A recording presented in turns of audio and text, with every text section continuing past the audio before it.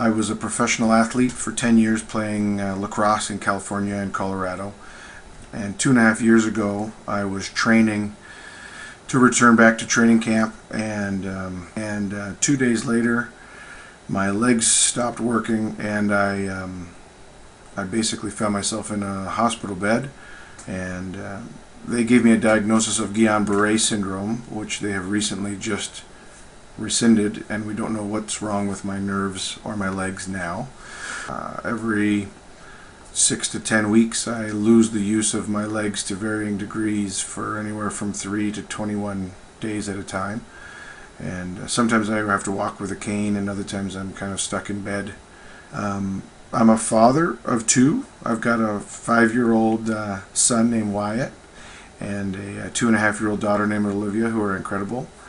But some of my truth has to do with, I used to build my personality and my self-image so much on what I could do physically, and because of my professional athletics, that was who I was and how I was.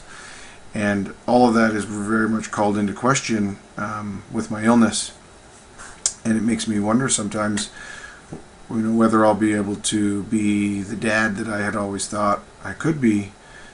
But I have gone back to university, and my wife has supported me to do that, and I'm pretty sure that that will be the best example that I can leave for my kids, is to dedicate myself to something that I can do with my mind. And it so happens that I'm studying psychology, and that I've very much committed to helping people to find out the connection between happiness and healthiness, and ways that they can bring more happiness into their life, and how that will improve their physical and their psychological health, and also how contagious that can be for people around them.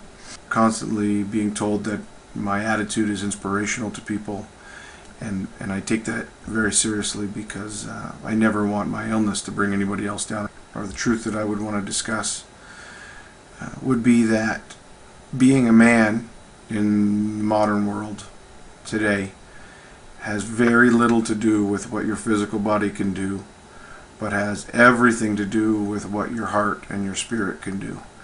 And I'm learning that. It's been 2.5 years, and I've really learned that, to replace what my body used to do to identify who I am with what my heart and my soul can do now, and make that the best communication I can have to the world regarding what I'm capable of.